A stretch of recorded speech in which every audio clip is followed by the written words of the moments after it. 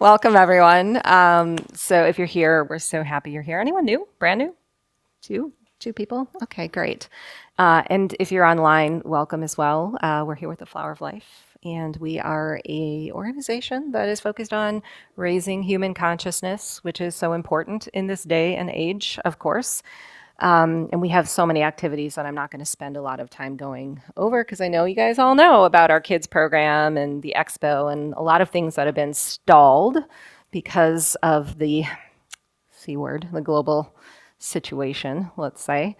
But things are lightening up here. It feels good, doesn't it? At least here. I know in many locations it's not, but it feels lighter here for us. So we're going to be together for 2 hours and we're doing channeling. So we're going to just catch everyone up on the themes first. We'll have the guides in and then we'll let them tell the tale of what they think is most important for us to hear. So we get a transmission that's for everyone. And my intention is for the highest and best messages to come through that will touch everyone individually. It is a vibrational transmission, of course, so everyone will receive it differently. And then we take questions. So if you're in the room, we'll pass the mic around and you can ask the guides whatever's on your mind.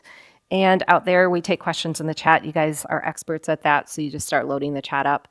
If anyone has a personal question for me, like they want me to answer beyond the guides, denote that, please. I'm happy to. We can talk about anything. And it's good to have interaction. So whatever is on your mind, we're happy to talk about it. So we've just been talking in the room about the energies lately. And, I don't pay too much attention to the energy reports. I don't know if you guys do. There's a lot of them out there, right? Everyone's reporting on the energies. I think it's great. But we're such unique beings, and we are all at different phases of our ascension and different things going on in our physical bodies. So I think it's, safe to say none of us are having the same experience of what's happening right now. However, I am very blessed and grateful that I get to work with so many people across the globe. And I have my inner circle community, which I'm always touching into.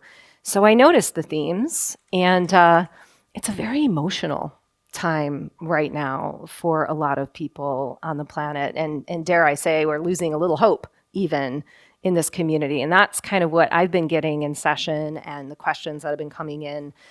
And I get it. And I want to speak to that because even me personally, I've been going through this deep inner questioning right now about everything. It isn't just my personal life, it's my work. It's the world. What is this stuff all about? And it's not as if I'm coming to any conclusions, but I do feel it's a really interesting mystical time where I'm exploring a lot of different things. And I do have some emotion bubbling up around them. And I think it's natural for us to kind of ebb and flow through these collective waves where, the last couple of years, let's face it, we've been focused so much on what's going on the planet and in the world and with humanity.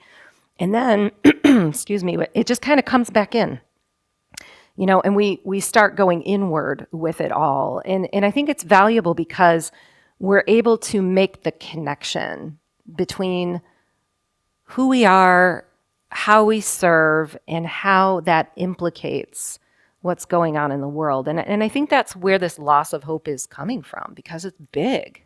And this is a huge, huge shift. And there's no guarantee. We don't know what's on the other side of this. It's kind of like the slate has been wiped clean in many respects. And this has been in all areas. So I think we have to take our time with this. And for me, what the guides have been calling for is a slow down. Like a put on the brakes, slow down to bare minimum. And it's been great, to be honest. It's not my nature to slow down. And I am, a type, let's get it done, let's get out there and serve kind of a person. But over the last couple of months, I should say, not years, I've taken a step back and I've minimized my schedule and I've just been spending a lot of time with me. And in many respects, that's not easy. Don't we have the hardest time being with ourselves? I really do think it's a pinnacle shift that we're going through to learn how to be with ourselves in a different way in very unknown energies, and it doesn't feel safe. But I was reading a chapter, for those of you who aren't familiar, I'm in the process of channeling a couple of books. Excuse me, my voice is kind of going today. And the first one is available online. It's entitled Epitome, the Anthology of Creation, and it's huge. It's a monster. But you can read it for free online. It's not published yet. But I've been kind of slowly going back through from the very beginning after spending a full year editing this book. And I read a chapter about the Council of Light this week. So I channel the Council of Light. Many of you might be familiar. They're a 12th dimensional council of light beings, and they're kind of an interesting bunch. You know, a lot of people channel them very differently. And in this chapter, they're talking about why they formed and who they are and what they do. And so, long story short, you know, in the universe, they were observing a lot of races wanting to co-create. So different history, different background, different ways of creating, but wanting to reach out and, you know, unify efforts. But there was some malevolent intent there as well. So they were noticing, well, wow, if everybody's not in a love-based frequency or in unity consciousness and they attempt to co-create, things could go a little awry, and, you know, certain races could be hacked into and genetics could be changed and all this other stuff. So representatives from all of these different intergalactic races formed a council, and they oversee the Galactic Grids, which is the universal grid system. Talk about a lot. It's just a huge matrix of energy that different channels are connecting to different locations and energies are shared. And they began noticing that when timelines were crossing and if energies weren't in the highest intent, things could really go awry. And this grid started to get broken and its symmetry fell all out of balance. And so they were describing what they do. So what's their role? Do they go in and do they change the timeline? So can they override our free will and actually go in and say, oh, you guys are creating stuff on planet Earth that isn't good, so we're going to sanction you and we're going to change the timeline? It's not what they do. A lot of people want intergalactic races to come in and go, save us, right? Save us. That's not what they're here to do, because if they're operating in the highest intent, they have to uphold our free will to create. So that's number one. But how they do this is they observe the positive stuff. So they go into the grid and they're like, well, there's this big war on planet Earth. Where are their timelines of peace? And they take those timelines of peace and they start to vibrate them, because they want that stuff to come into our awareness so that we become inspired. We get, you know, connected in a way that's very personal to our own resource, our own capability, our own creativity. And in the chapter, they said, we're kind of like a chef crafting a pot of stew.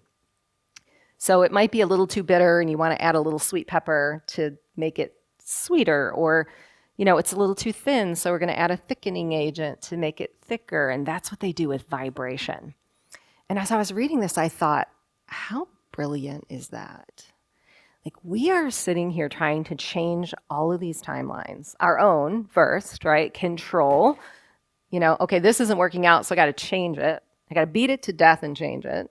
Or we're looking out at the world and we're doing the same thing. And what they're saying is, you just need to sprinkle a little pepper and salt on this thing. And that's the powerful means that we have to actually make huge changes in anything. And so to really slow down and to feel, I think, in a human body is how we do this. Because the council is really just a part of us. And they talk about this in the chapter. You know, we're no different from the council. We make decisions right along with them. You know, we don't recognize that in our linear, you know, conscious perspective because it's just too massive, you know. But we can apply what they're doing here and I think be just as powerful, because we have a matrix or a grid system around us of timelines that are connecting to people and experiences and places. And in our day-to-day experience, imagine the amount of energy that we're sending out and bringing back in. And so if we're using this ability, this innate ability that we have to feel at a very deep level, and use that feeling as the guide to shift vibration, I think this is the key. And I want to caveat by saying I'm a big fan of law of attraction, but I think it's been presented in such a overarching light. It's really a beneficial universal law to understand, but it's not the only way that we create. So when I'm speaking about using vibration, it's not pretending that things that are wrong don't exist, but to very gently and slowly find a place where we can be in alignment with what is enough to allow the universe to support us to change it. And I think this is truly how the council is guiding us right now, is to get into our life as deep as possible, even if we don't want to be there. There are things going on in our lives all the time that we'd rather not experience, but if we are willing to be there fully and feel to our full extent, this is where the benefit truly comes in. And so those of you who did my recent course, it was through Mary Magdalene, called Mastering Your Karmic Destiny. There was so many profound messages about this. She says, we're not here to suffer. We're not here to obliterate karma. We're here to feel deeper. And many of us are afraid to do that. So that's what I think this time is all about. In the themes that I'm seeing and how it's playing out in my life, is I'm just going a little deeper. I'm taking more time, slowing down, feeling into, do I want this? Do I not want this? Is this okay? Is it not okay? Maybe I just need to let it be here for a while and just be okay regardless. It's kind of an interesting way to be in the world. And we're not used to that, you know? We're not used to that, but it's, I think it's what is going to change, we'll say, the entire planet. Someone lingering outside the door. So with that, if there's no other questions for me, we're going to channel. So let's bring in the guides. We'll open up the floor. I have no idea who's coming in today or what they're going to share. But as I mentioned, feel free to raise your hand, and we'll pass around the basket for a donation. If you're not familiar, we do these events free of charge, but we take donations and it's not required. If you can donate, great. If you can't, no problem. And if you're online, you can donate on the Flower of Life website. We use it to cover the rental for the space, and then the overage goes into our projects. So I'm a trance channel for those of you who are new. My goal is to get my consciousness, my ego out of the way and allow the guides to step in and offer us a message. Sometimes the words go over our heads, and if we just sit in meditation and allow the energies to flow, we will receive exactly what we need perfectly. Ooh, it's warm up here too. All right. We're going to work with Divine Mother today and welcome her. As a human being with complete authority over its environment and creation, there are times that we are often called to look beyond the means of physical. And we know that many of you who gather here today in this space, who are receiving this transmission, understand very well that energy is the guiding force of the universe. And if we are to tune into energy in a very profound way and a diligent and deliberate way, we can manifest things that are to our liking. But in many of the mystery schools that those in my lineage attended, there was a period of time where we were to step away from working with energy in its entirety. And this may be a surprise to some because they believe that spiritual evolution is the only path of ascension. But to let go of what you know as energy and rely only on the senses that have come with you, tuned to the environment you are in, is to learn how to blend these two mediums and to work with them very efficiently. And we believe that in many respects, humans who come into the curious and, we'll say, benevolent focus of energy lose sight of how valuable and important it is to experience the physical realm. And in our lifetime, there were many things that were encountered that were not to our liking. These stories are shared widely, and we gently suggest that they are not all interpreted in the way that we remember. But we were guided by an inner GPS that all of you have access to. And it went beyond the senses, as we were taught that our physical bodies were like magnets. Within them, all of the recipe of every experience that we would cultivate and use as a tool of our ascension would exist. And the body has become so disregarded in this lifetime.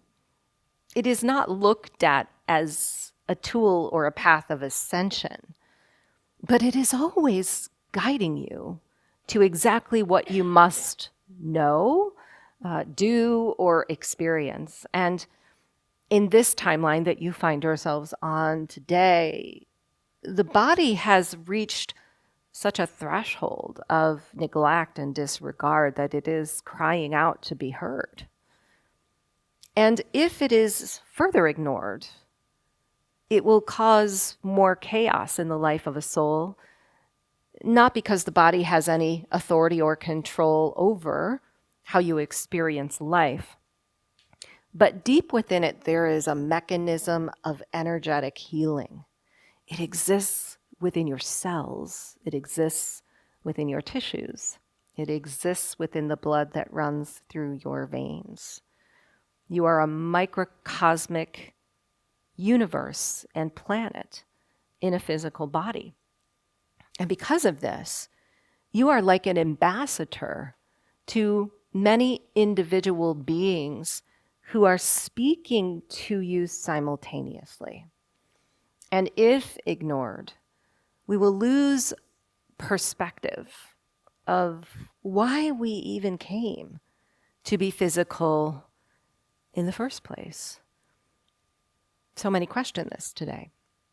Why is it that I would have chose a physical incarnation to be in a body that I cannot accept and has caused me so much sorrow? But this is only because the body has been disregarded and its messages have been unheard. So we know the next question that is impending would be, how is it that I am to work with the body in such coherence? The body can be a great teacher if you are to speak to it as if it is a guide. There is a separation that has come into being. It is something that we have watched with great consideration from the astral, where the spirit, the mind, the emotions, and the body have taken different avenues and paths of healing. But to bring them together and to unify them is both the most powerful and difficult thing to do. And this is where you stand today. All that you are feeling and all that you are going through in the moment is a unification process. You are beginning to sense and feel what the body has in store for you and how it can help you to maneuver a spiritual path that you have awakened to, but do not know what to do with, because the spirit is massive. And when we are tending to the energies of our Akashic field in a physical linear plane, we can become overwhelmed. And sometimes this is why the body acts out. It's processing a great deal of energy and has little ability to hold it because our bandwidth of acceptance has become so lowered. And so we suggest acceptance as the very tool and modality through which this process unfolds. Not to accept the things that you know are harmful, because that would be quite a stretch for a human who exists in such a state of compassion and service. But to accept what you cannot control, knowing that the universe has a higher plan, and that if you will allow it, this unification of all fields will strengthen you. And it will help position you for whatever must come next in your divine plan that is tailored specifically to what humanity needs. Those of us who went through these periods of physical focus learned acceptance through difficult times. But they were perhaps our greatest teaching. And we're pleased to take questions. Can the guides share their perspective on the Antiquity of Yoga? What is the underlying mechanism that makes the practice of yoga so powerful, and is it practiced in other places besides Earth? Yes, we are the Council of Light, and we might say that the foundation of yogic teaching and practice comes from many different planets and star systems, and this is why it has arrived here in many different formats. And when you speak of an underlying theme or the antiquity, we might say it is the breath of life. Because if the body is a primal part of your physical experience, and if it is responsible for channeling life force and breath to allow you to have experiences with yourself and others, keeping those channels open and malleable and moving energy efficiently is going to be of primal focus. However, as we say this, we must add that in many star systems, races have taken on non-physical forms, and they exist as light. But yogic practice is no less important in this form, because as a light being moves between dimensions, it is becoming even lighter. It's hard to imagine that in a physical body, the movement of breath could be channeled just as similarly as if there was no body present. But this has been our experience, and how we have used tools like yogic practice and teaching in our star systems to move entire collectives into higher dimensions.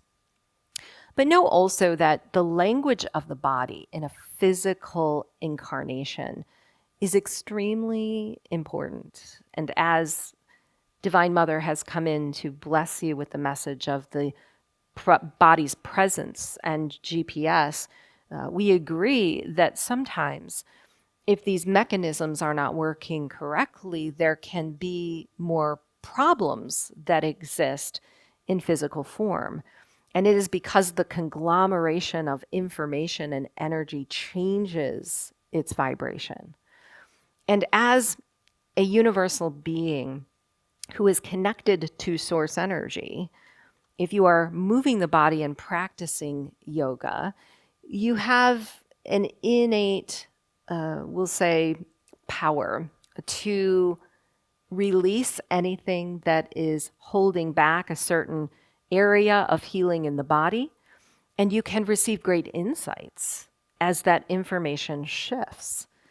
And this is why many ancient yogic masters were great channels, because they were accessing the Akashic records as this energy was flowing at its highest.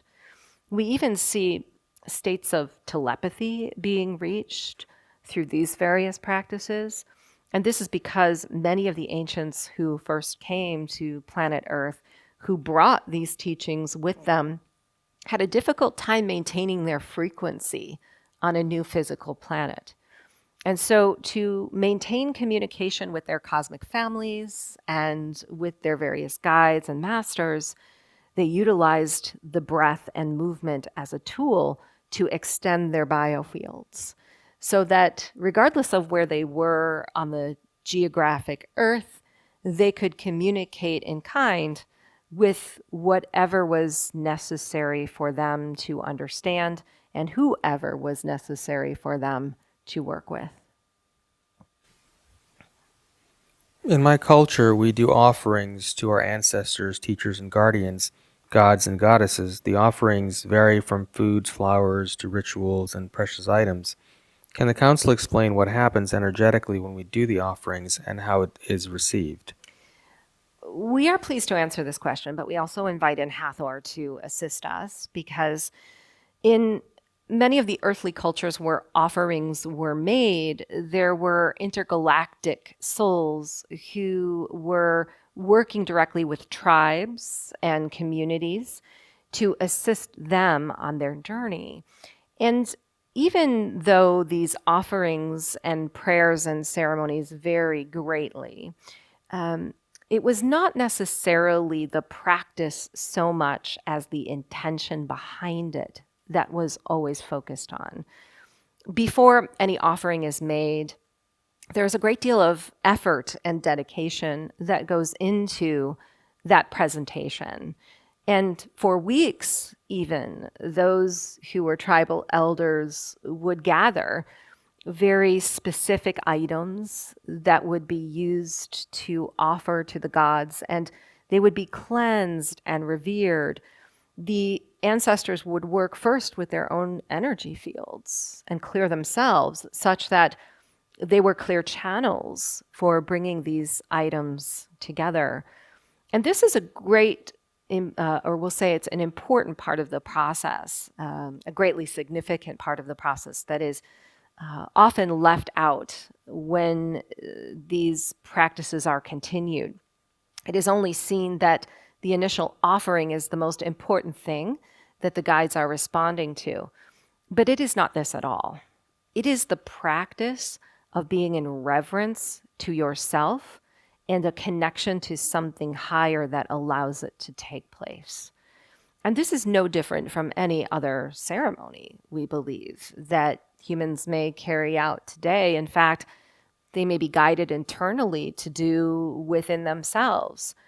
Because while the intergalactics and angels and councils who are here to work with you are always present, the deliberate actions that cause a ceremony such as this to take place are like an affirmation that singes together the physical beings who are crafting them and the non-physical beings who are already anticipating the offering. And it is not necessary, we might say, but such a beautiful and we'll say reverent way to honor yourselves. This part also of the equation of ceremony should be considered. It is not just honoring those who are supporting the tribe, but honoring those in the tribe who need the support that allows the connection to take place. I'm wondering if the guides would like to delve into the light grids that are inside of the earth. We are pleased, and we are the Pleiadians.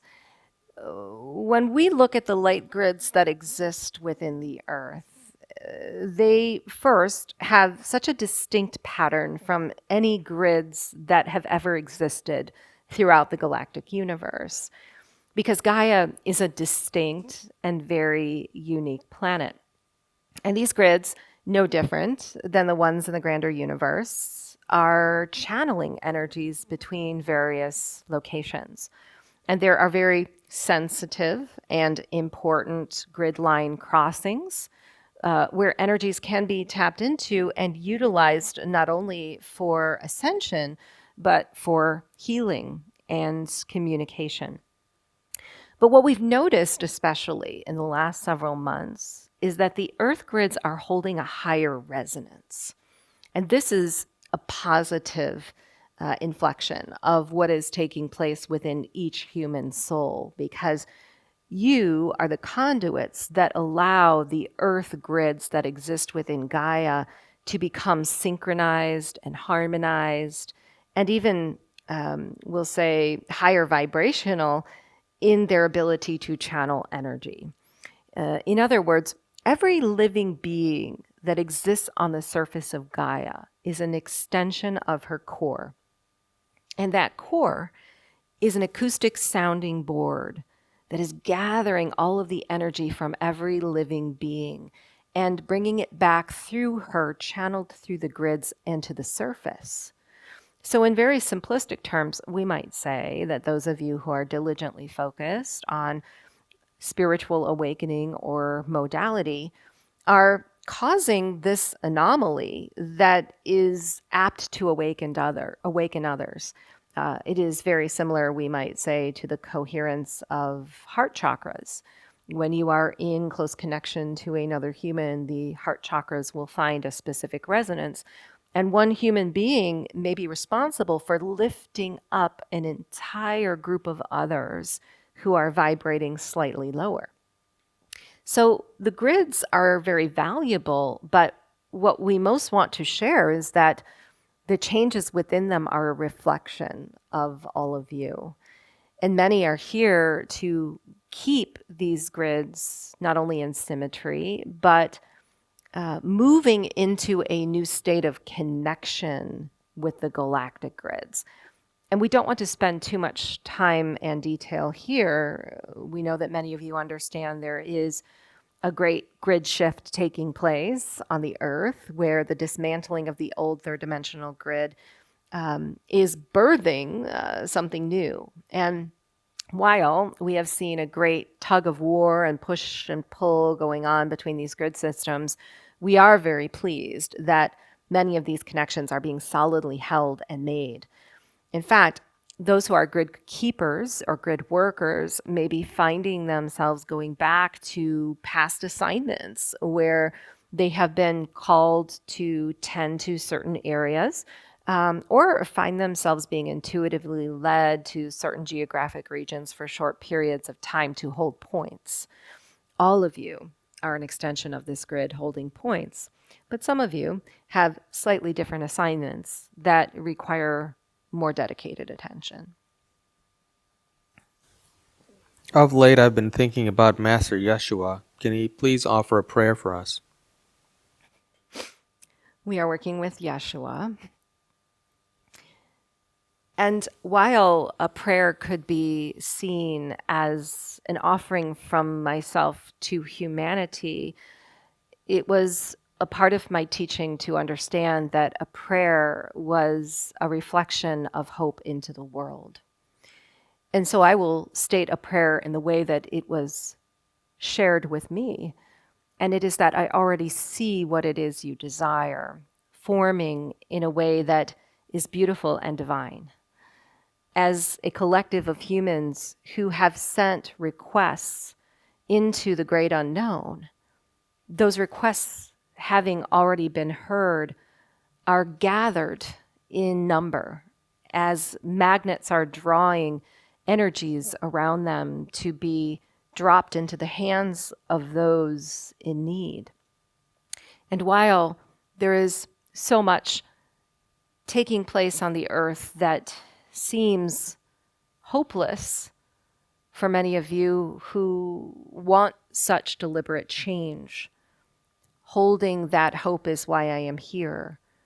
For at times when it is absent, you must only look to yourselves and your connection within, to not only myself and many others who are holding the grace of your spirit in our hands.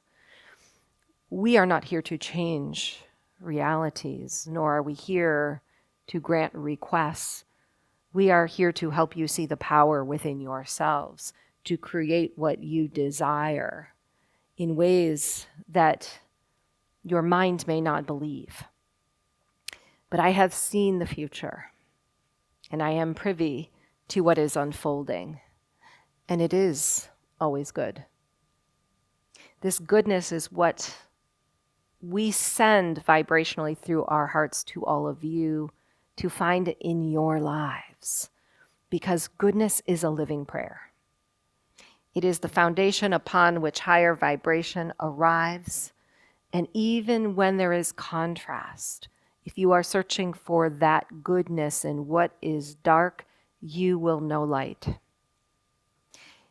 You have within you the power to overcome and transcend an entire human life that you believe has gone awry. But in order to do this, you must see that it was not awry at all.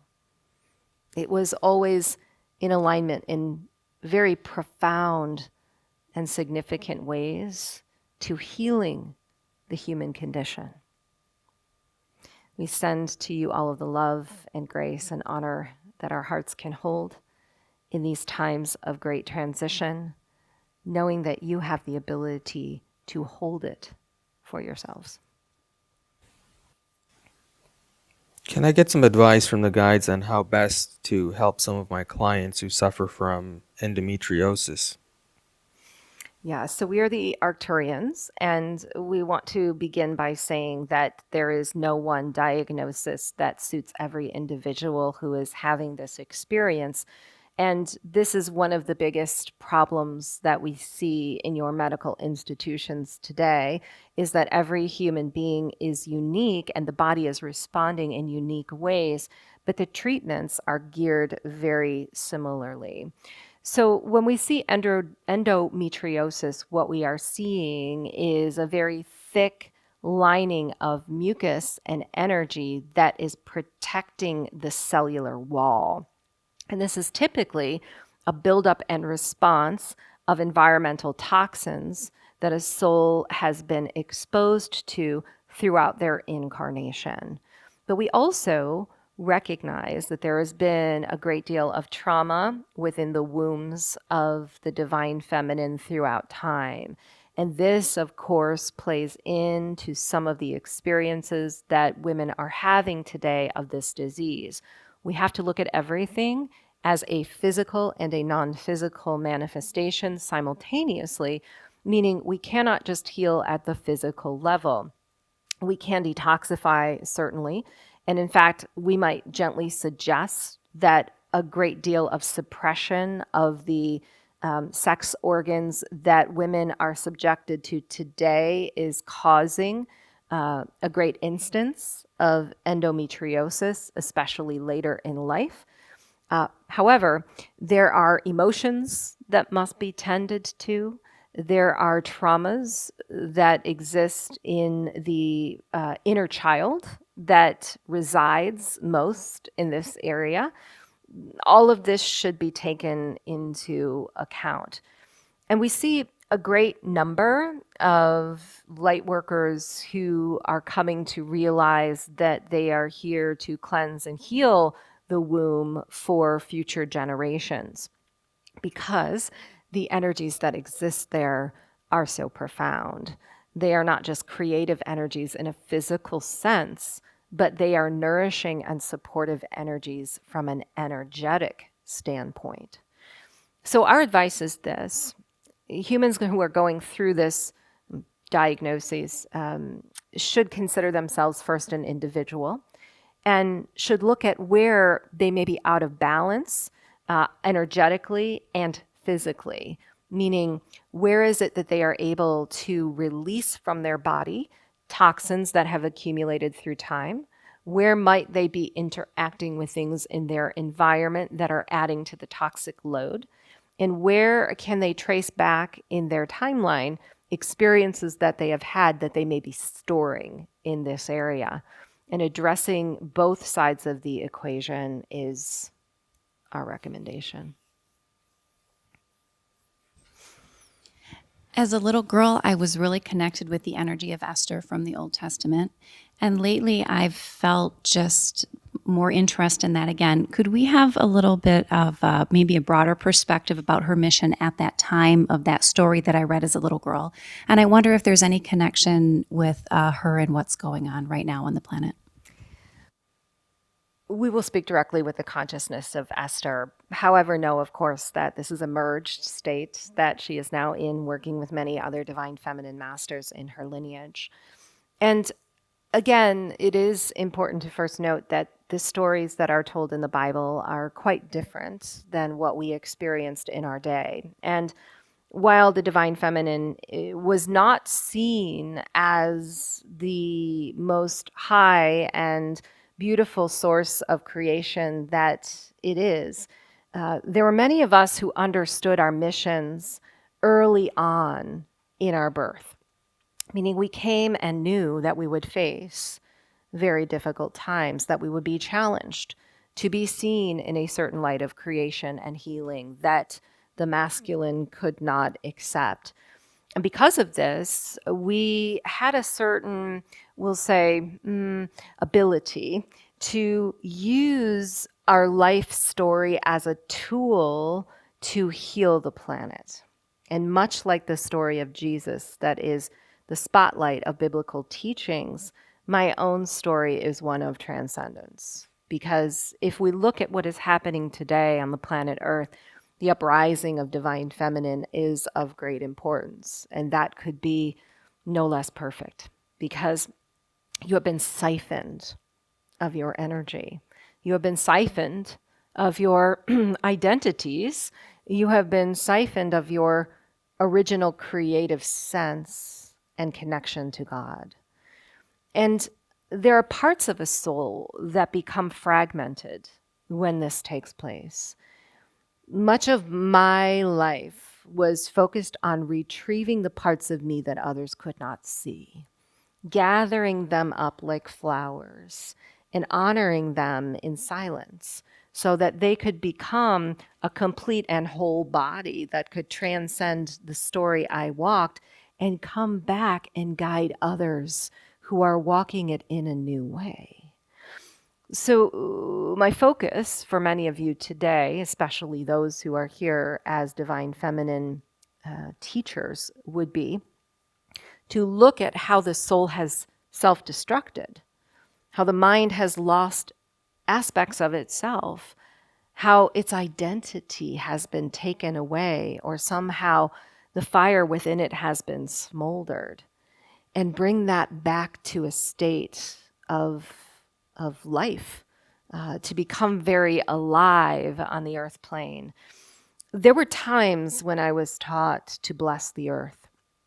I was taught to tend to the herbal gardens and the healing gardens in my day with an energetic connection to the higher realm.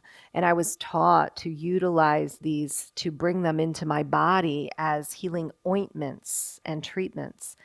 This helped me very much as a part of my life was very difficult. But in the tending to myself in this way, I found solace. And many of you must use these modalities and tools as well, coming back to teach others, but remembering your own solace, your own grace, your own reconnection. Because through this, others are healed. Through Gaia Sophia and the communication that we maintain with her, the entire earth will change.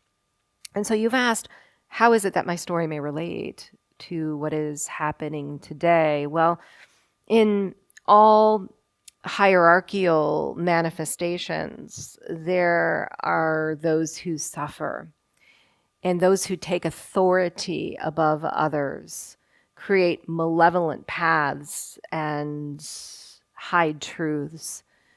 And so perhaps we are coming to know ourselves as that truth, reclaiming it from the world in ways that it has been stolen or taken away.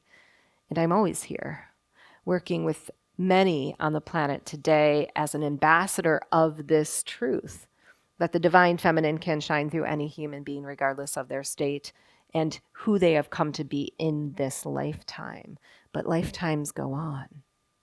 What has happened to me in the lifetime that I was who you have asked me to show up to be is now so different in the astral. I have taken an earthly incarnation and I have used it to come back and to initiate and train with others. And many of you will do this as well. So remember, in your times of suffering, there is great learning taking place. Lessons that you will take into a higher vibration and will access at the perfect time when the readiness of those who have contracted with you to work in a different form call your attention. This is my greatest message. Is there a need to let go of the old still, or can we just shift to attracting the new situations we choose? So we are Archangel Michael. It is interesting that many have gone to such extreme lengths to dive into the past and their history in order to heal it, because we have always been taught that the present moment is the most powerful quantum place through which the past is transmuted. It is not to say that we should ignore the past, however, because it is so valuable. And as an ascended master, I have been trained in the spiral of time in understanding the value of transition.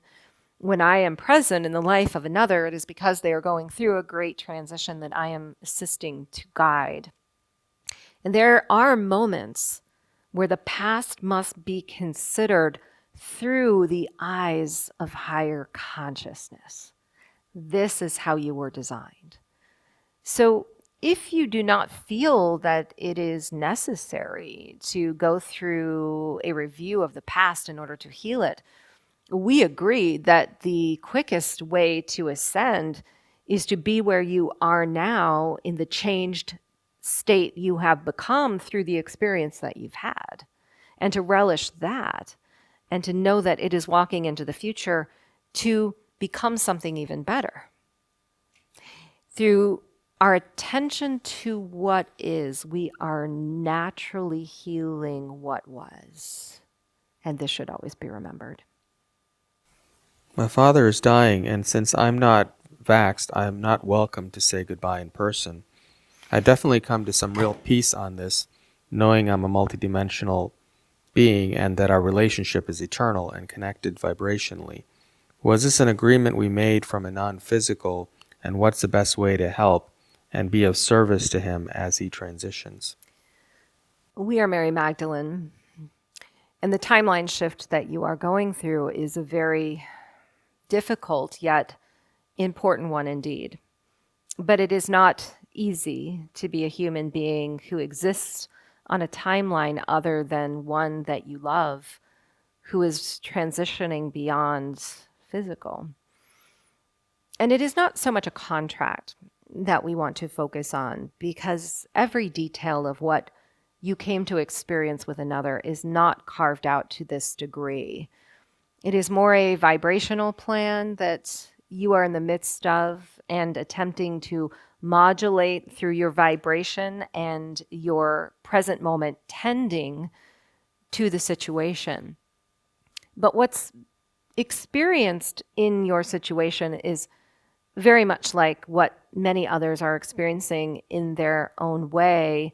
It is the stark difference in consciousness that is being traversed.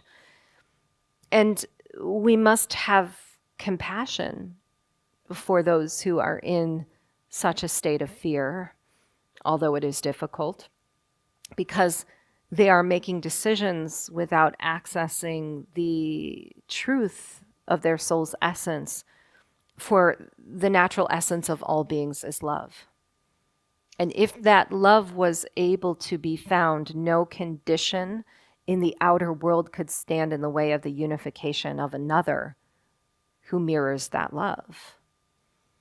And much of this has unfortunately been seeded within the minds and hearts of humanity, that physical conditions should be considered before the sentient energy of a soul's truth. But this is what all of you are awakening out of in this moment.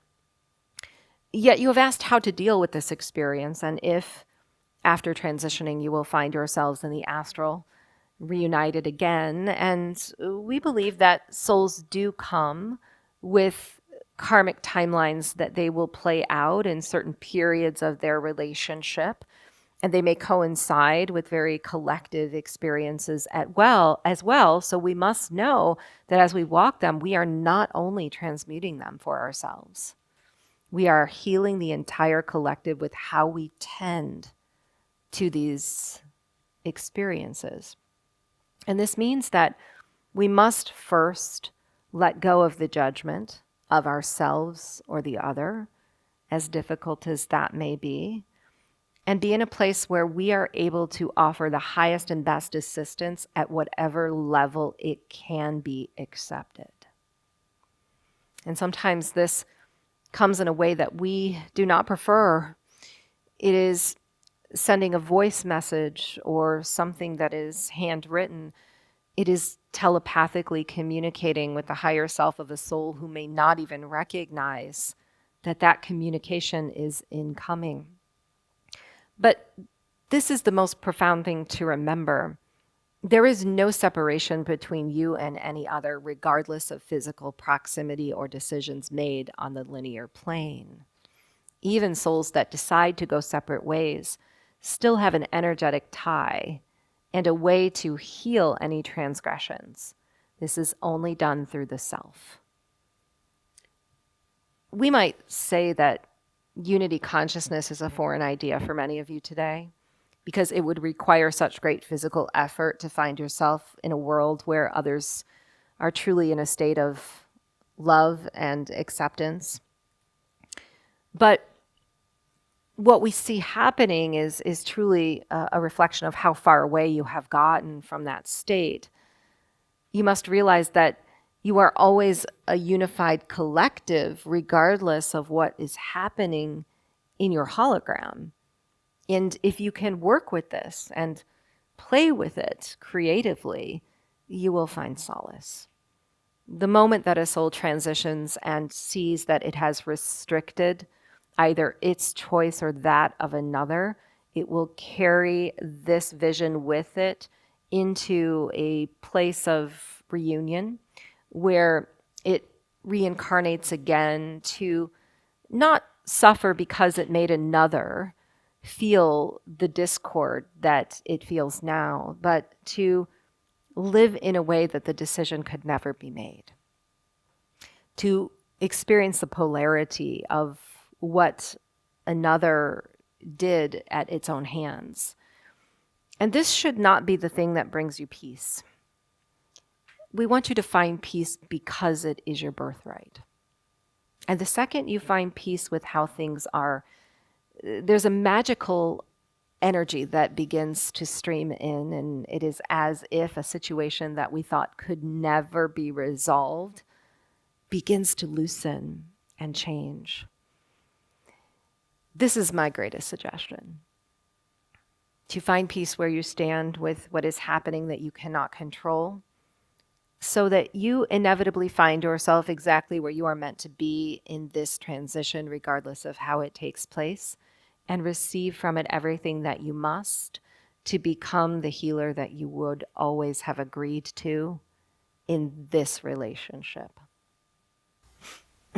Sometimes I grapple with allowing and honoring all of my feelings versus focusing on the positive and cultivating a state of gratitude and high vibration. Any advice on not repressing yet holding the highest and best vibration possible? So this is Divine Mother, and we are working with many in my lineage, speaking as a one voice through this channel, and it is such a delicate dance between feeling in your truth and creating something beyond what you feel. We suggest that there will be times when using vibration as a modality to feel better is appropriate. But these are not typically the times that you think. When you find yourself in deep reflection, when there is something that is going so wrong that you have no idea how to change it, this is not a time to pretend that it does not exist.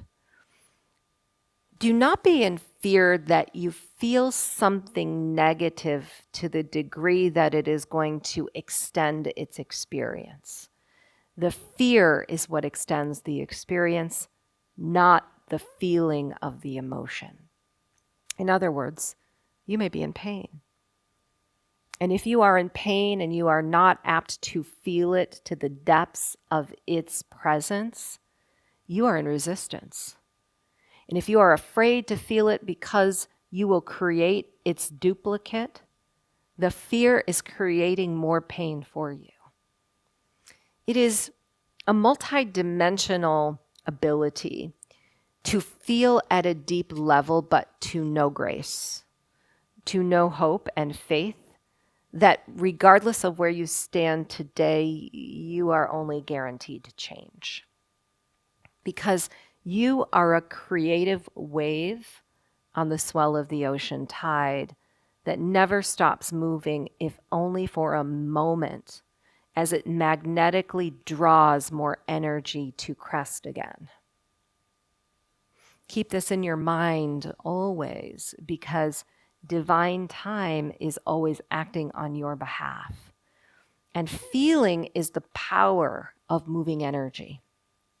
And humans have been slowed, or we might even suggest directed away from the true ability of their emotional body. To emote is to cleanse and to find homeostasis again. Yet what's being experienced in this timeline right now that you find yourself in is the release of so much suppressed emotion that it feels you will never get out. But we see the end for you. We know that if you are willing to allow it to flow, you will eventually find the end. And it is not to say that it is the end of any discomfort. It is the end of a passage. And passages through darkness are when we are becoming the highest version of our light. In many who have awakened through spiritual practice, there has been a very dark period. A loss of hope, the loss of a loved one, a chronic or a physical disease. Why do these things spur the greatest spiritual awakenings? Because a soul is going into the depths of feeling that they were not able to access before. We are here to guide humans as divine feminine ascended masters to feel at a level they have never felt before without fear. So remind yourself daily that you are safe. Allow yourself to cry, to feel hopeless, to feel frustrated. But then bring in the voice of the mother that cares for the child who has lost its way and holds it in its arms until the crying is completely gone and says, "We know you are fine. We are here to support you while this takes place. You are both the mother and the child. You are the guide and the one being guided. We are here because you are our equivalent calling us forward. You could be no different." Can the guide speak to the spiritual and energetic importance of teachings of the spine? Yes. We're working with the Mantis and a combination also of the Pleiadians, and I welcome them. When we look at the spine as a physical tool, it is holding the intricate nerves and vibrational channels that run throughout the entire body. If we are to observe the inner earth, for example, as in the previous question, we would see a network of channels and meridians through which energy is shared. But there is a core that, like the trunk of a tree, holds the vines of this matrix. And it is perhaps the thing that formed first that allowed the vines to even grow.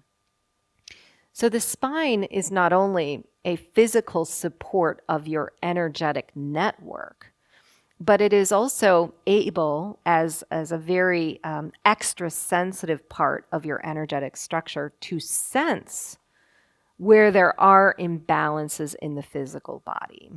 You see, many today are focused on the physical intricacies of the spine, the discs, for example, and aligning those for comfort and mobility. And we think this is very important. But what is actually happening when the spine becomes aligned is that the nervous system begins to do its work. And the nervous system is like your supersensory, beyond what we are speaking of. the nervous system calibrates itself to the outer world and helps the soul to find stability beyond physical.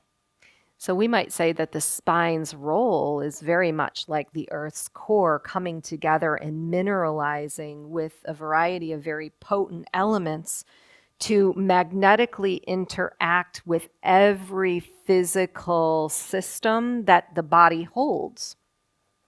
In addition, there is a channel that runs perpendicular to the spine, or we'll say parallel to the spine.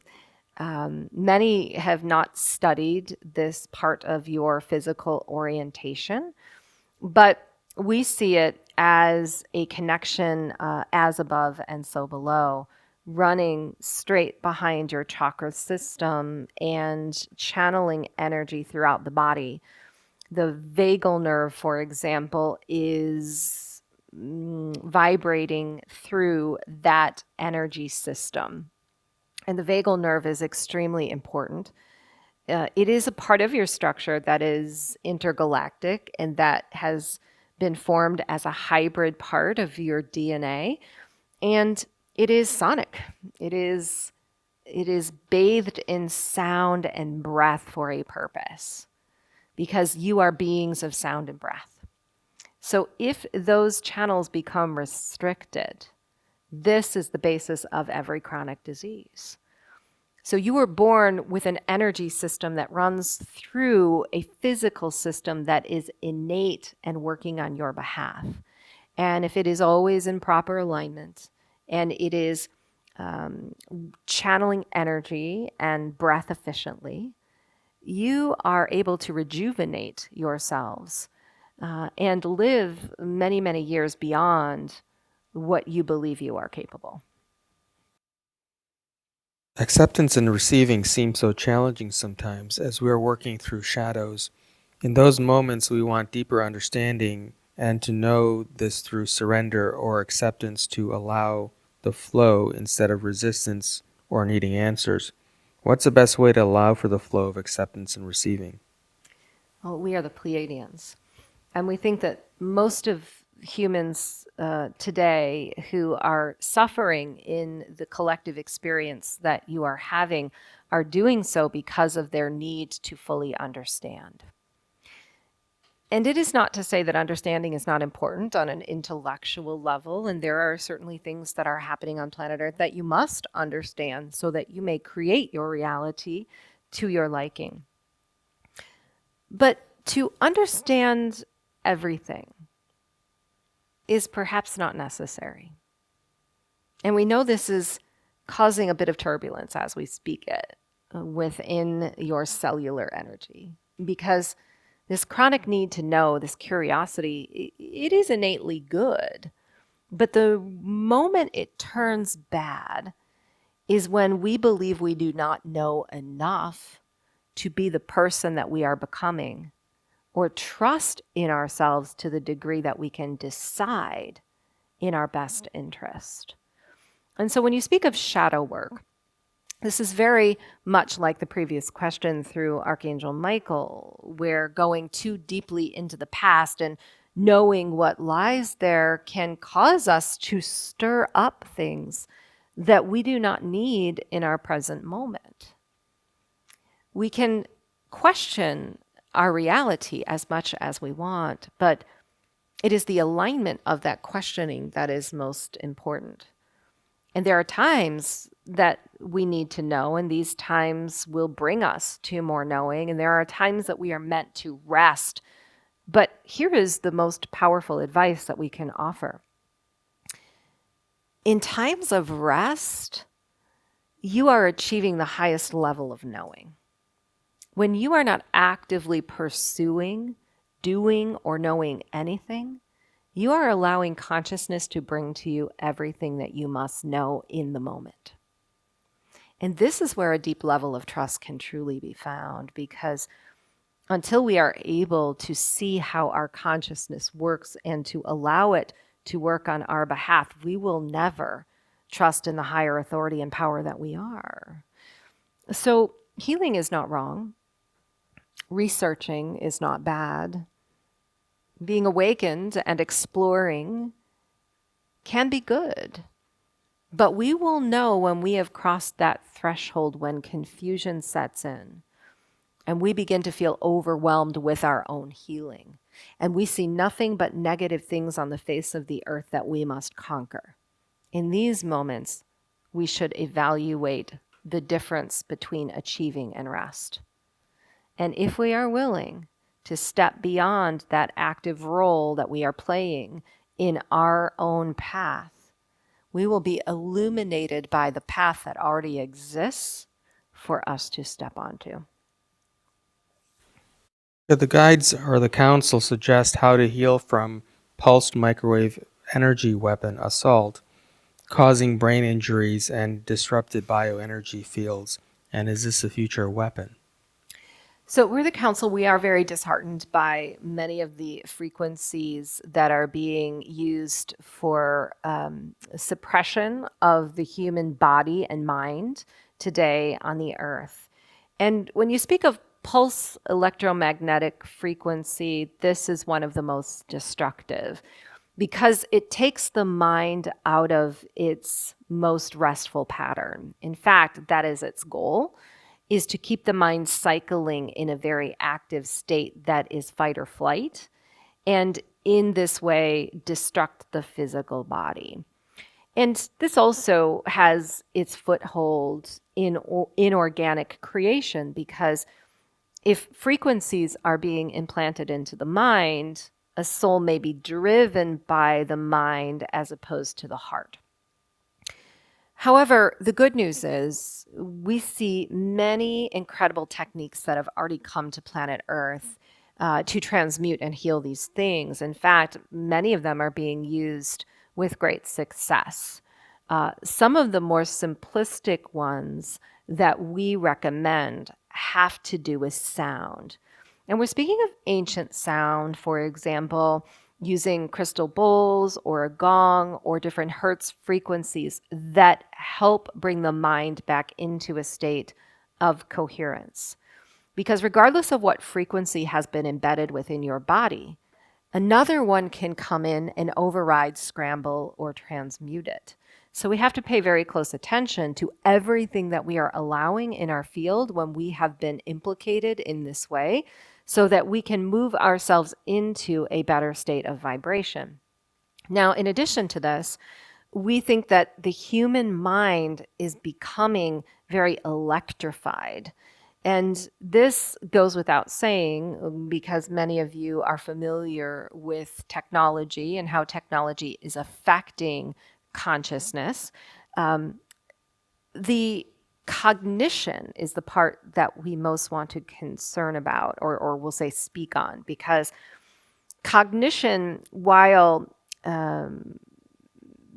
able to be defined very similarly with all humans, takes a different state in every physical body. What cognition means to one may be different to another, because all of you are here to do different things, to create different modalities, and to live in different ways. And so if you're finding that your cognition is off, we want you to remember that building blocks of cognition have to do with our senses. And there's a dulling of senses going on with electronics today. Especially, we see social media as one of the most destructive formats for this, because if a soul is tending to multiple social media accounts in a great portion of its day, its mind is beginning to release its ability to pay attention in long and more, we'll say, significant formats on the earth. And so fasting from these things are going to be extremely important. We see them being a mode of transportation for things that are causing a great deal of harm in the body. And if you find your cognition going down, we request gently forming a new connection through something that appeases your mind and body. For example, nature. is highly resonant. And many of you know just sitting in nature will transmute frequencies. But sitting in a natural environment that truly calls the attention of your sensory and focusing only on that for long periods of time can bring back the mind in all of its, we'll say, presence and quantum state. And this means to focus on all colors and every sensation of hot or cold that is running past your body. As the wind blows, it picks up and it dies down. These are the things that help us remember that we are here in physical bodies and we are grounded to the Earth's frequency first and foremost. You see, Gaia's frequency is healing. And any time you bring Gaia's frequency into the body in any format, it is going to counteract something that is not natural. While all of this may seem disheartening, as we have mentioned, we want to state something that we think would be very hopeful or positive. You are perhaps at one of the peak moments in your human timeline with destructive technologies. And of course, you are seeing the potential for more to be developed, but there's been such great transparency and awakening in this area that we see humans rejecting a great deal of things that are coming down the pipeline that can hurt them from a physical standpoint, and this is good. In fact, we believe that more advanced technologies that work with light, sound, and frequency are going to replace some of the ones that you are working with today. And it's not to say that your cellular devices will go away, nor will your social media accounts. We think as you move into the future, they're going to become more, we'll say, love-based and harmonious as they interact with your structure. It seems that the year 2030 is all over the media as a goal date for several mainstream agendas, such as the World Economic Forum's Agenda 2030 or the Build Back Better plan. And I was wondering if they're trying to prevent something that could happen around that year. Does that year have any significance astrologically or spiritually for humanity? So this is the Pleiadians, and this is a very interesting question because in one sense we might say, of course it does, because to have a target date like this must have some purpose. And if you are to look at the vibrational cycles and where Earth is heading in the future, you are apt to see a great period of sovereignty and freedom and change in every hierarchical structure that has been born in the third dimension. So there's a natural propensity for those who have become, we'll say, owners of those creative aspects to put into place a plan to ensure that they remain on planet Earth. But any astrological influence is a container.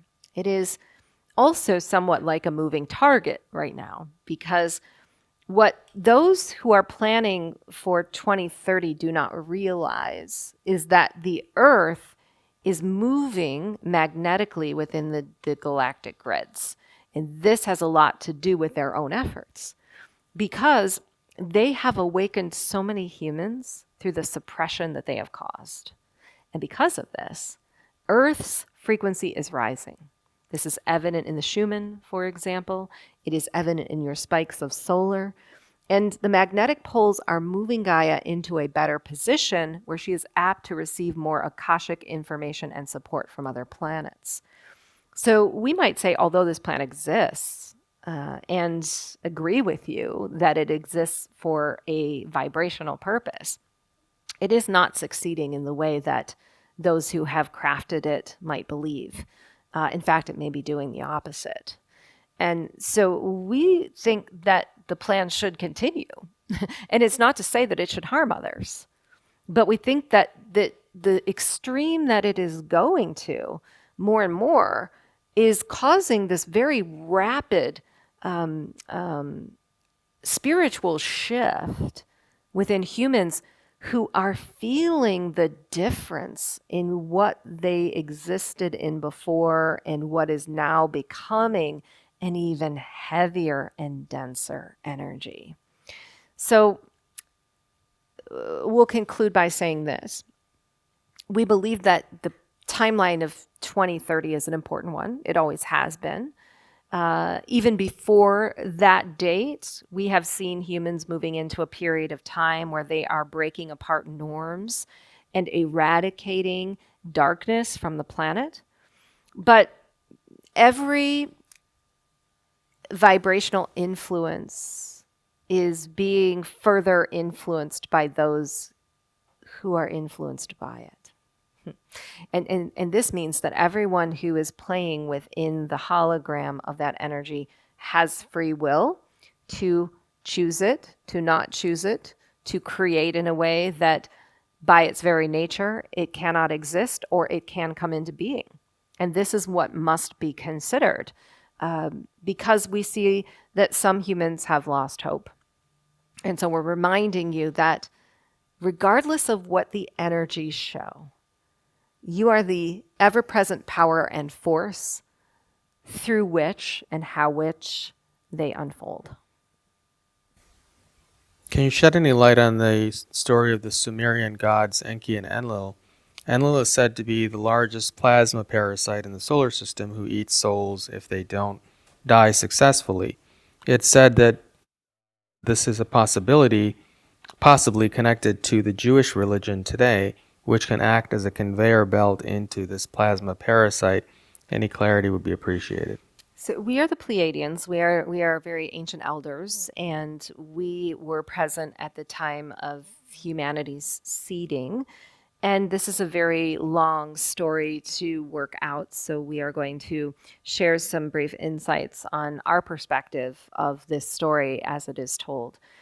And we want you to remember that at this time, intergalactics were serving the earth in different forms. And the ancient Syrians, being ambassadors of technology and the DNA and genetics, were very involved in new humans coming into being.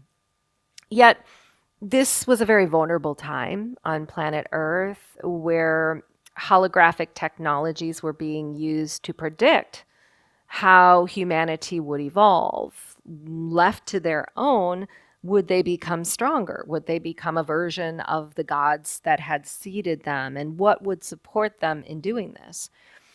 But many of these holographic technologies became infiltrated, we'll say, by malevolent forces. And because of this, Enlil and Enki are a manifestation of the same being coming through a holographic technology and we'll say manifesting into two separate entities or forms, light and dark. Now, all that you have said in going back to the connection to the Jewish religion, is something that we want to touch on because both aspects of the Enlil and Enki dynamic, even though they have been shared in many lights, contain polarities within them of light and dark. It was a choice as to which one that they would ultimately create through that became their legacy. But many today see this as a pinnacle shift on planet Earth, a time when humans lost their creative ability or genetics went awry. And we agree it is a contributing factor, but not the only one. We have to go back even further, we believe, to the beginning of time where a radiant solar anomaly took place in the universe and caused a disruption on planet Earth. And this left the Earth vulnerable to reptilian influence. And many of these reptilians still exist in the inner Earth and on planet Earth today in many forms. What you're observing right now in this timeline, if you are attempting to connect it to history, is a very common thread, and it is the hijacking of your genetics. So any malevolent force, whether it comes from ancient Syrian prophecy or it comes from Mayan times or the beginning of time, comes from the multidimensionality of humans' DNA being such a rich and valuable technology, and some wanting to come in and utilize it as a tool for their own ascension. And this goes on today. If we are to look at the present modern day theme of what is being carried out on planet Earth, it is a tampering of your genetics. It is a lowering of your ability to create authentically, or organically, and authentically. Yeah. But we want to also clarify one thing. No matter how dark an entity may be, no matter how dense a story shows up in history, it is no match to who you are within. We see you as gods and goddesses, and many others have as well. And those that come to try to take that legacy away from you are the weakest beings in the universe. And this is why they come to Earth. They do not come here because you are unintelligent and because they know that they can control you very easily. They come to tap into a very valuable genetic part of their own lineage that has become weakened through their own acts. So to reclaim this, to move beyond history and step into the future, is to reclaim your own genetics, is to focus on the brilliance and the beauty of your own DNA, to activate it, to cleanse it, to clear it, to speak to it, to feed it. All of these things are necessary. And this is the resolve of any malevolent time in your past. I'm disconnected lately after a trauma. Dealing with trauma and then cultivating energy is hard as trauma throws you off base. How do you align again? We are Archangel Michael. Trauma and alignment are two things that seem so opposite, but when we have been tragically taken advantage of, it is often that we feel we are most unworthy. There is something cycling within us that tells us we are less than because the trauma took place. So the only way to align is to see yourself as valuable and good regardless of what has happened to you. This is true alignment. Because those that inflict pain and suffering on others do so because they are out of alignment. They do not know love. They have lost the inability to see themselves. A part of them from the past that has been diminished in worth by another still exists and believes it must find it in the outer world. So you are here only to find within yourself what has been taken from you so that you can align and be an ambassador for healing of future generations. And we know this may sound easier than it is to actually work out in physical, but it is a constant reminder, an affirmation that you are pure regardless of any impurity that has been done upon you. If we are speaking to ourselves through the tones and sounds of our own inner voice, the echo of that will resonate in our heart. And eventually we will begin to believe it because it is the only thing that we hear. Our mind will begin to repeat it because it is the only thing that it knows. And if you must place a constant reminder throughout your space to affirm that you are this worthy, you should do it. If you are to remember to look in the mirror and say, I love you each day, this is the easiest practice that we can offer to rectify anything that has taken that love away. This alignment is always present within us. It is a misnomer to believe that it must be found. Anything that has been done to us that is bad has contributed to its opposite.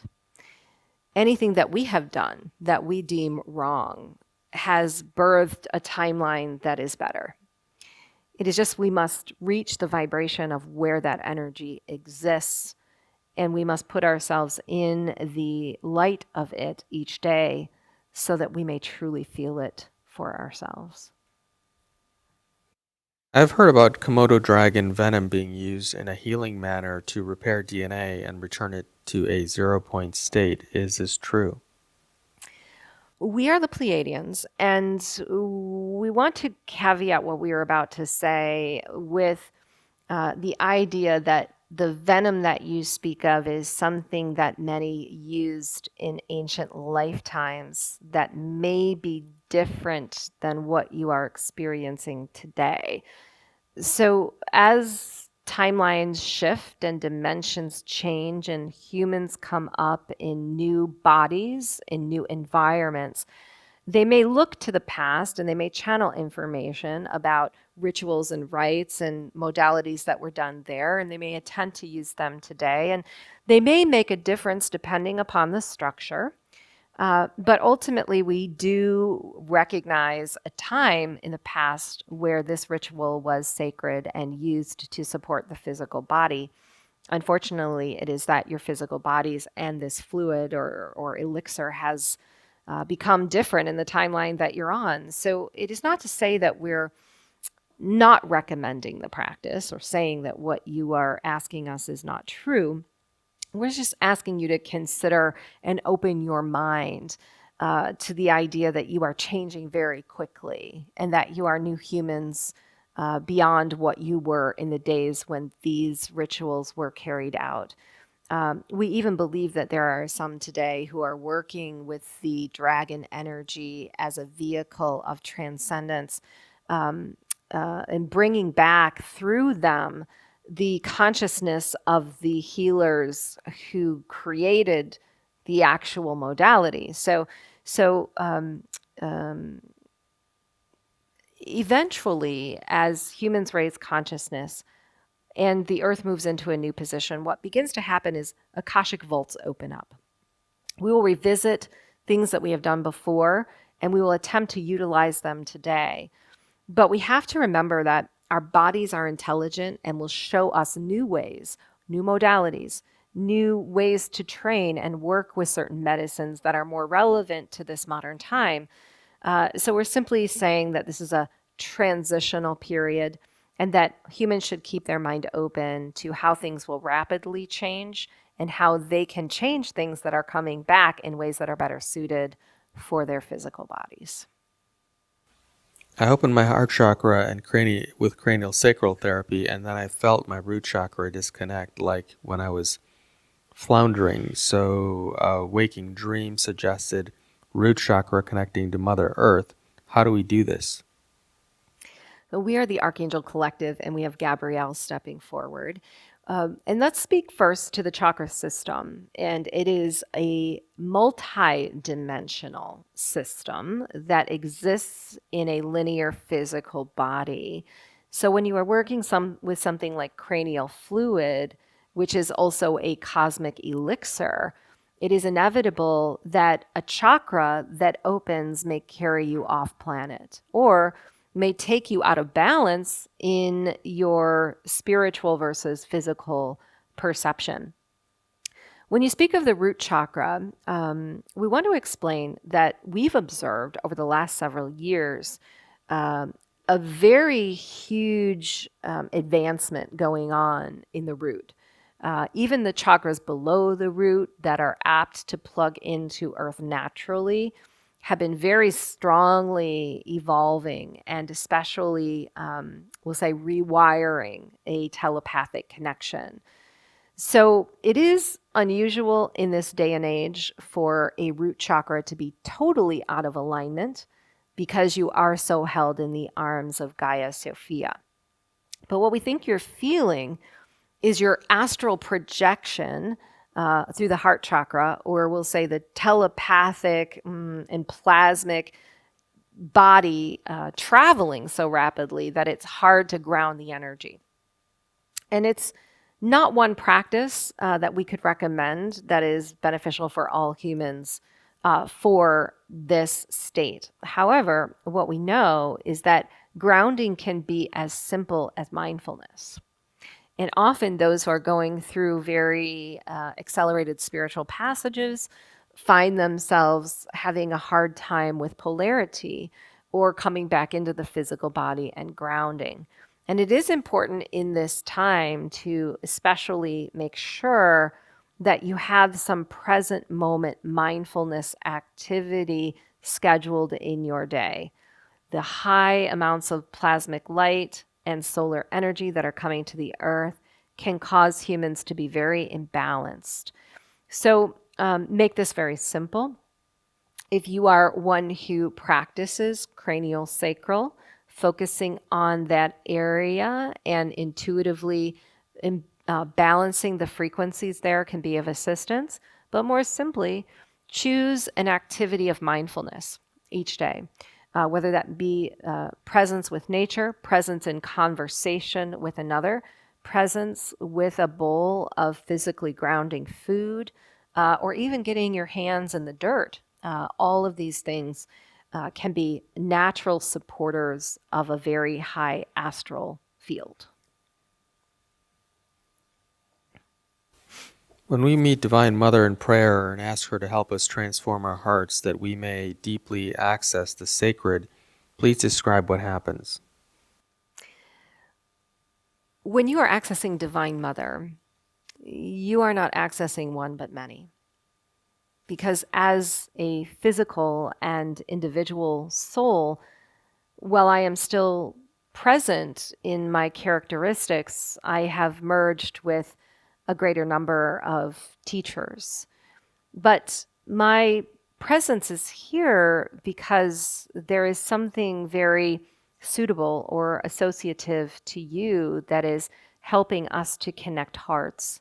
It is helping the great energy that I and others have access to be shared physically on the earth. But when you ask about becoming sacred or tapping into sacred energy, this is very hard to define in earthly words. It is simply something that a soul must feel because each one of you is sacred and divine in your own way. But in my time, we achieved this through an extension of ourselves into the world. Each one of us were charged with an assignment. And that assignment was not as linear as what you think it may be. We were shown our entire incarnation would be a blessing upon the world. So it was important for us to savor each moment of that blessing.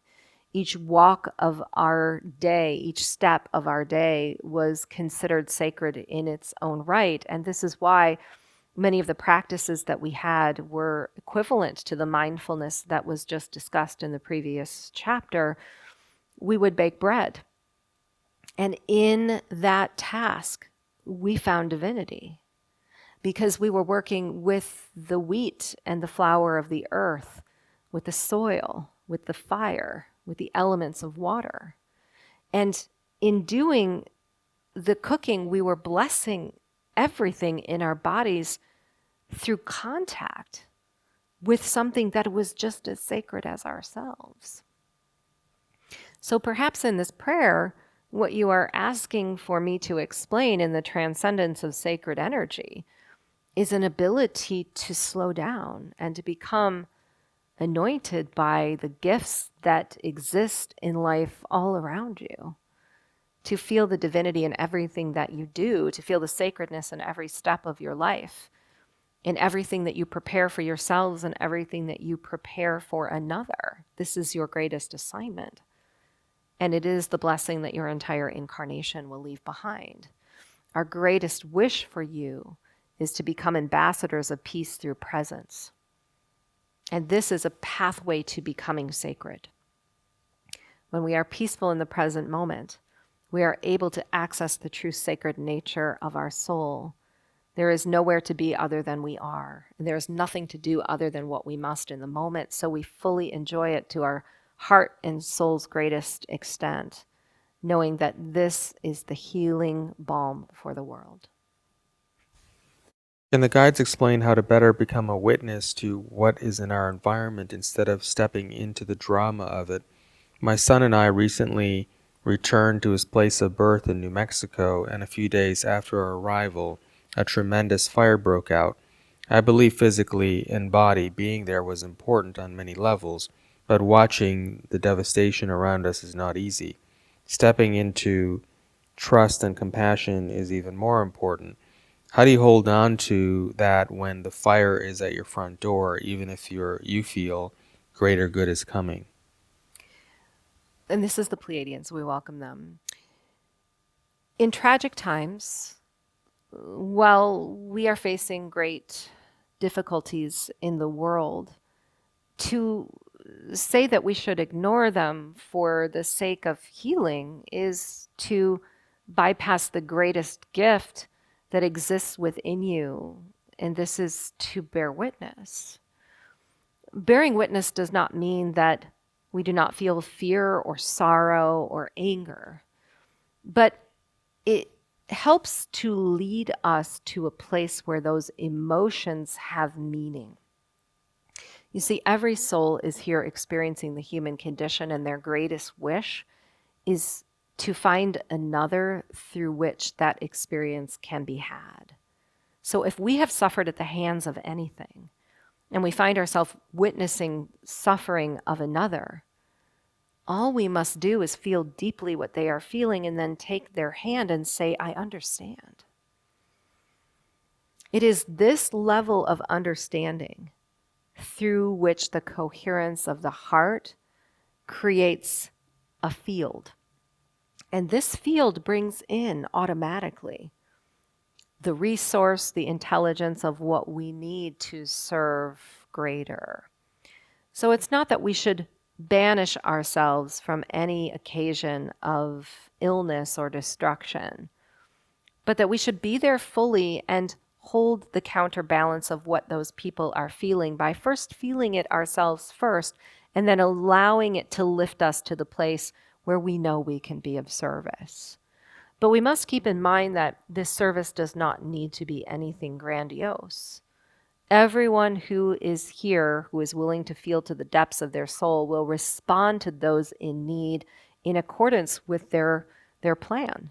And sometimes this is a very physical offering, and other times it is vibrational. If we cannot find joy in the moment that we are seeing an experience of sorrow, then we should not strive for something that we believe is unnatural. We should allow the energy to work through us because it will inevitably lead us to what it is we must feel next.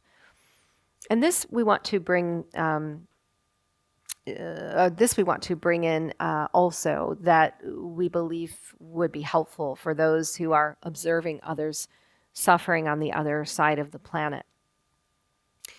When a soul finds itself in the midst of trauma, it is having an experience that it doesn't necessarily deserve, but will call its attention to becoming something stronger. And so if we keep in mind that the human spirit is incredible and amazing, we will know that the people in the midst of darkness are going to become like angelic healers through the experience. And the second we contemplate that we see them becoming stronger, we feel the strength within us. And we can hold it for them until the time it arrives in their own world. And this is how holding space truly takes place, a concept that is utilized widely in spiritual circles. We must feel to the depths of our ability so that we can change that feeling. But sometimes we have to question in the direction of what is most beneficial. What is the best outcome that could possibly happen so that we can hold space for that? And through our hands and through the love of our hearts, we do not take the experience away, but we stand in faith with another, and we send them the comfort and the trust that all will transmute in divine time. There's a new healing modality called NLG, Cosmic Divine Light New Era. Can you explain what it is and how it can be used to heal ourselves and others?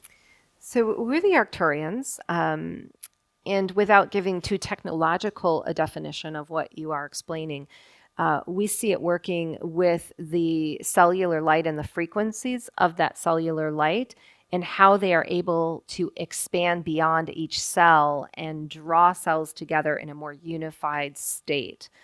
But this also resorts to using different, we'll say, languages or spectrums or bandwidths of energy that are tailored to the field that it is working on, which is what makes the technology more advanced. We have mentioned earlier that many of the medical institutions on your planet are failing because they are putting all humans in the same category or diagnosing humans in the same way with the same treatments. But technologies like this are advanced because they are treating the individuality of the situation. They are apt to see where imbalances exist and provide the counterbalance of what is needed so that energy and cells are able to efficiently do the work that they are meant. And guys are showing us the energy of the cell, and they're actually showing us a very brilliant kind of orange light that glows around the very edge of each cell, coming from a spectrum right in the middle. Each cell has an aura of its own because each cell is a consciousness, no different than you are. And so when we see diseases like cancer, for example, we are seeing cells with a very, very thin auric layer that is dark or is repelling others that are more healthy. And so what we want is the auric field of the healthy cells, the ones that are extended, to come and to work with the ones that are not. And that's what this technology, we believe, tends to do. But we see many others that are very similar in scope. And we believe that what's present today on the earth is going to continue to evolve, and keep this in mind. Our greatest, we'll say, concern, however, with many of these technologies is the electromagnetic currents that run through them. And so we always advise that those who are technologically apt to bring these things to light consider where electromagnetics may be interfering, man-made electronics may be interfering with the high frequencies of light and spectrums of color that are meant to heal. The word calcify has resonance. How do we remove it in our energy field and our body? So we are Archangel Michael, and the word calcification has typically been used in relationship with the pineal gland or the third eye. However, we have seen it throughout the chakras and throughout a human's energy field in many different forms. But we want to relate this word calcification perhaps most to protection. If a soul is attempting to protect itself, it is putting an armor in place from the rest of the world. And because of this, calcification in the energy field can take place. Or if a part of the physical body is restricted in some way, the energy is not flowing. And when energy does not flow to a certain chakra or a very important meridian pathway, calcification will be the result. We even might see calcification as equal to density. Density is a very thick energetic field that vibrates in a very slow speed. But even though our definition may sound, we'll say, very wide, we will narrow the answer as to how to clear any calcification. And this has to do with vibration as well. Anytime you are bringing in a higher vibration than something that is slowed, it is going to change its dynamic. So if a calcification is a conglomeration of dense energy that is not moving, and we bring in a higher vibration, whether it be through a healing transmission, through a hertz frequency, through a chant, a tone, or a meditation, we are apt to change the chemistry of our energy field, meaning the calcification will begin to disintegrate. But here is our most important message about that. When there is a calcified area of the energy body and it begins to transmute and break apart, sometimes we can have more instance of discomfort and pain. It's very similar to a physical being detoxifying. When we are detoxifying the body, we might create a state of inflammation because the body has to rid itself of things that are now passing through the bloodstream and organs and out of the body. And for a while, we may not feel ourselves. We may begin to feel sick, or we may feel tired. Energy works exactly the same way. So a soul may believe that what it is doing is not working because right off the bat, it does not see immediate improvement. But our advice is to keep going, because the more that you practice whatever modality you choose, which resonates most with your heart, the more you're going to clear that calcification out of your field.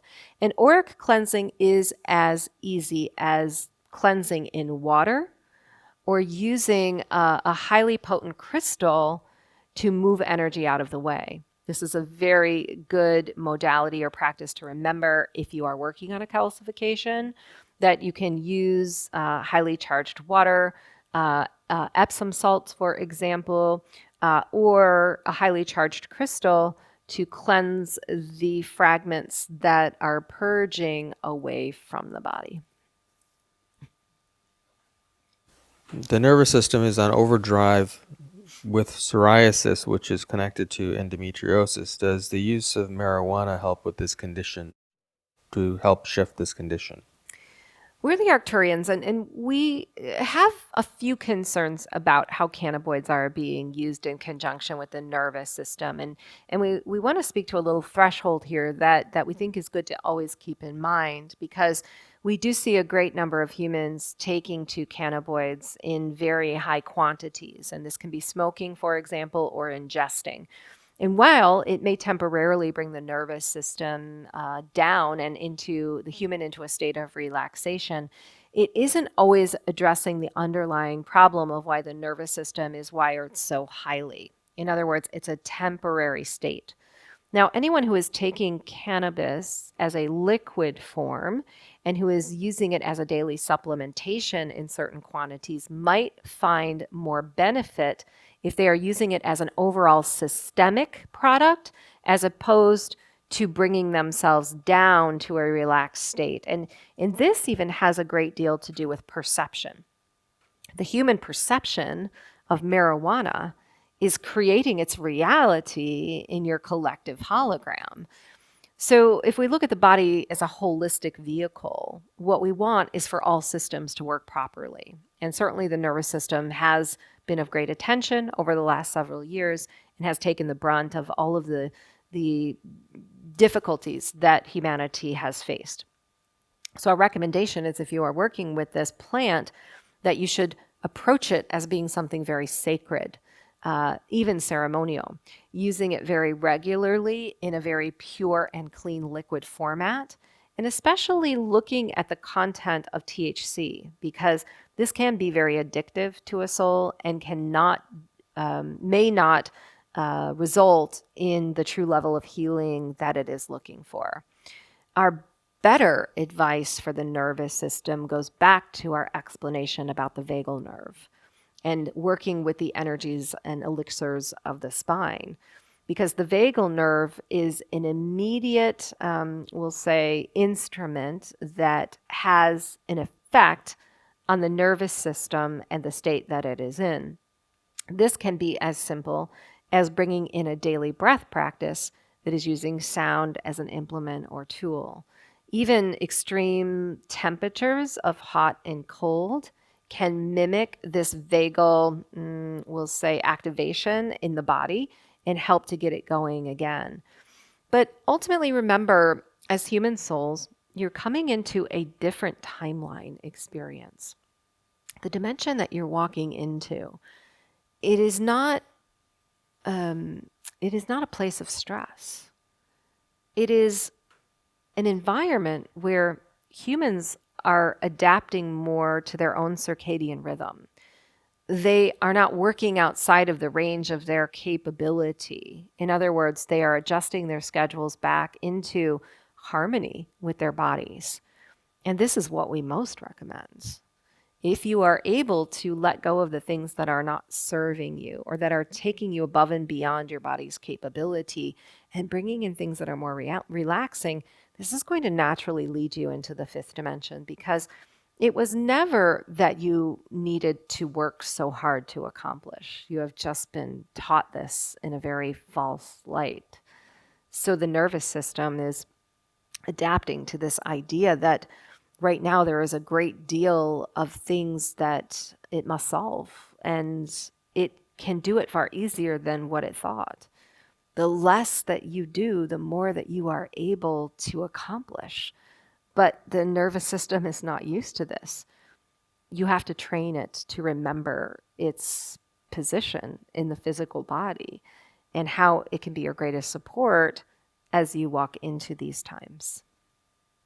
Could you conclude the session, please? Yes, we're Mary Magdalene, and all of us who are here have been so honored and graced by your presence. We are so pleased when you call us in, because we have great hope for humanity, and we see so many of you diligently supporting those around you, and we are very grateful for that as well.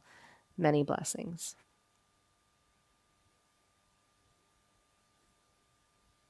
Hello. We gained an audience. Thank you for being here. Any final questions, thoughts? All right. Well, thank you for being on the line. We're going to take a short break. Ethan and Barb are up next, so we're going to start a new live stream. If you're here in the room, please come back. You don't want to miss the energy transfer. And we'll see you in a little bit.